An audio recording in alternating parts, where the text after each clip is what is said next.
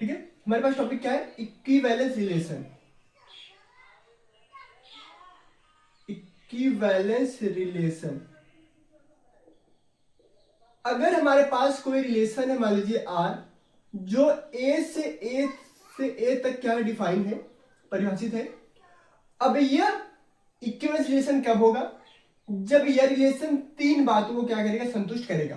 कौन कौन से, सबसे पहली बात, यह आर जो होना है वह रिफ्लेक्सिव होना चाहिए। क्या होना चाहिए, रिफ्लेक्सिव। सर रिफ्लेक्सिव क्या, स्वतुल्य होना चाहिए। स्वतुल्य, स्वतुल्य क्या होता है, मानते भैया मैंने एक एलिमेंट लिया ए, जो कहां से, सेट ए से, और ये इस तरह से है कि इसका रिलेशन इससे ही है, यानी खुद का रिलेशन खुद से है, या इसको आप दूसरे तरीके से लिख सकते हो कि ए का रिलेशन ए से, तब इसे हम क्या कहेंगे, ये रिलेशन मेरे पास क्या है, स्वतुल्य है।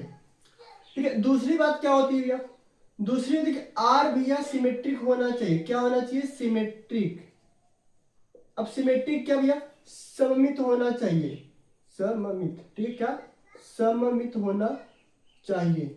सममित क्या होता है, दो एलिमेंट लीजिए ए और बी से, ठीक है, और ये इस तरह से डिफाइन हो कि यदि, ध्यान दो, यदि पहला एलिमेंट का रिलेशन दूसरे से हो तो दूसरे का पहले से होना चाहिए, यानी कि बी का रिलेशन ए से होना चाहिए। यह बात ध्यान रखेंगे। तीसरी बात क्या, तीसरा आर मेरे पास क्या, ट्रांजिटिव होना चाहिए। ट्रांजिटिव यानी कि संक्रमण भैया, संक्रमण हो गया है, नहीं संक्रमण। ठीक है, अब ये क्या होता है सर, हम यहाँ पे तीन एलिमेंट लेंगे ए बी सी, कहां से, सेट ए से।